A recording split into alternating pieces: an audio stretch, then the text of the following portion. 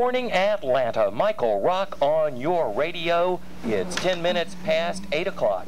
That's WQXI. Win a Buick Regal time.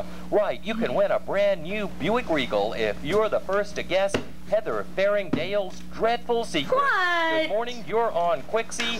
What's your guess?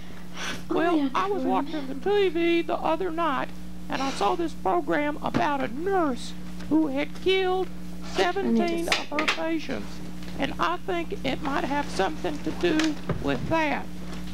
Right. We'll see if you're right. That's what I do You're in my next spare on time. Quixie. I kill people in hospitals. I think she eats her own boogers. That's what I think it is. That's what I think it is. I saw her over to Lenox Square about last week, and she had her finger stuck way up her nose. And look, she looked like she was fixing to eat that stuff. She did. I never even Maybe shot. so. We'll be back with more chances for you to guess Heather Fairingdale's Dreadful Secret and win that beautiful new I Buick need to Regal. call Hilda. But God, I can't my even remember her request is number, the Beatles. much less my dreadful secret. Hilda's number is...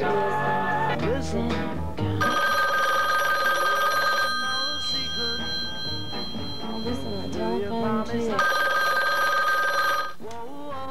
Yes, hello. Hildy. Yes, Hildy, I am listening to the radio. No, Hildy, I have not. No, Hildy, I have not.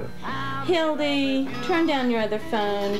No, I have not remembered it. Hildy, I was up till 1 o'clock this morning trying to remember it.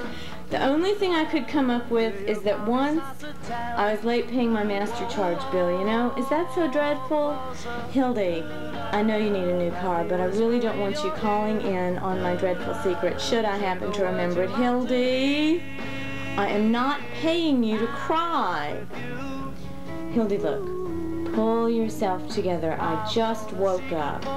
Take a nice bath, put some cucumbers on your eyes. I'll meet you at headquarters in about an hour, okay? Right, Hildy, right, bye. Jesus, I can't take any more of this.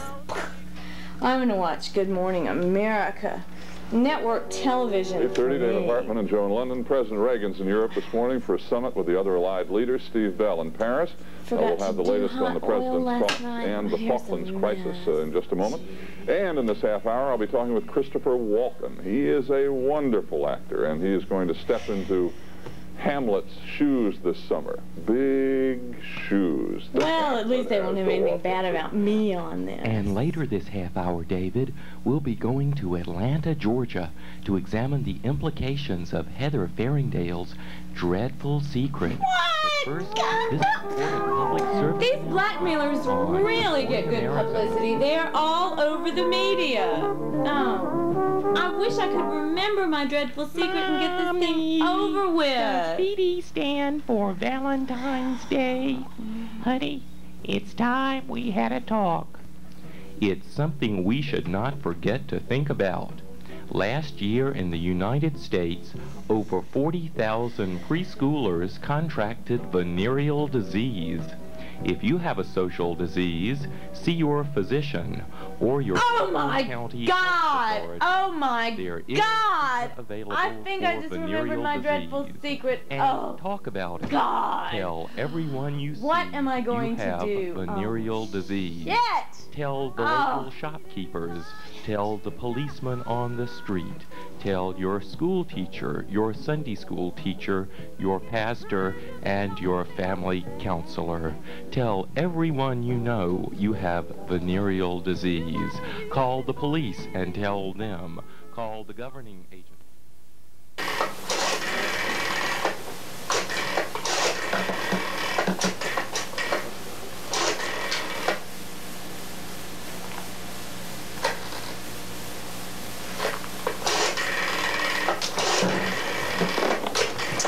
Who are you calling, Wade? Oh, I was trying to call this radio station that's having this contest where you can win a Buick Regal. Oh, that's kind of silly, don't you think? Well, you've got a perfectly good Volvo sitting in the driveway. Speaking of the media, did you remember to send in our yearly contribution for public television? Oh, no, I didn't. I'm glad you reminded me about that. You know, I've just had a lot on my mind lately. Well, you've got that hearing this morning, don't you, dear? Are you nervous about it? Not really, you know. I really think we can stop those people who are trying to put public housing into Ansley Park. But you know, those property rights people really have a lot of power, and they're giving us a run for the money, but I think we got a good case against them. No, I just can't understand why poor people wouldn't prefer to live among their own friends. They wouldn't have to worry about how to pack the trash and when to mow the lawn and stuff like that. Speaking of yards, I sure wish some business would come my way. No one's offered me a landscape job in over 2 weeks. Well, you know, I wouldn't even worry about that. I think something will come along sooner or later. You know, while we're having our second cup of coffee, there's a little something I'd like to discuss with you. You know, I've been talking for some time about having my ancestry traced, about finding out who my real parents are. But recently I came across this woman, a Mrs. Wembley Maysfield, who claims that she can find out who my real parents are. Oh, Wade, you know my feelings about that.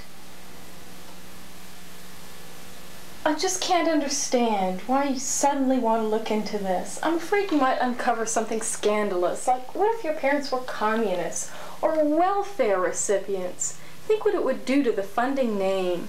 Besides, you know Daddy and I think of you as one of the family, and I love you.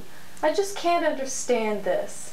Besides, searching your roots is so expensive. It is, but you know, I may be a partner in one of the most prestigious law firms in town, and I'm also married into one of the most wealthy and illustrious families in town, but that's just not enough. I need to find out who the real Wade Boyd really is. I need to find out where my roots are. And I just need to find out who I really am and where I came from. Oh, I just remembered we're having a Acquaintances of the River meeting here tonight, and I've just got to get some refreshments. Gracious, who could that be?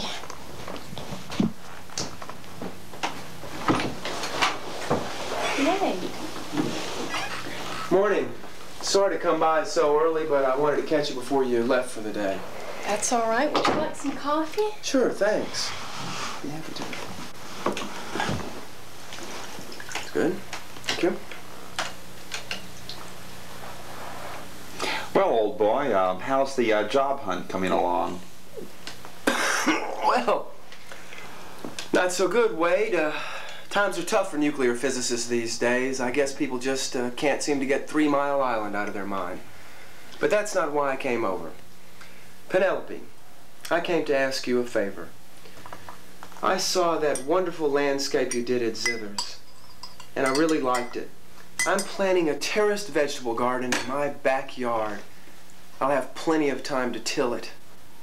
I know that you're probably booked up, but you're the best darn landscape architect in this city, and I was hoping that you could fit me in. Oh, Todd, I'd be delighted. In fact, I could start today. Ah, great.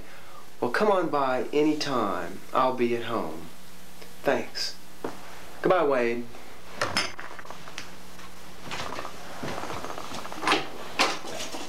You know, I'm glad this job came along. But I just can't understand why he'd hire me now that he's unemployed. More coffee, dear?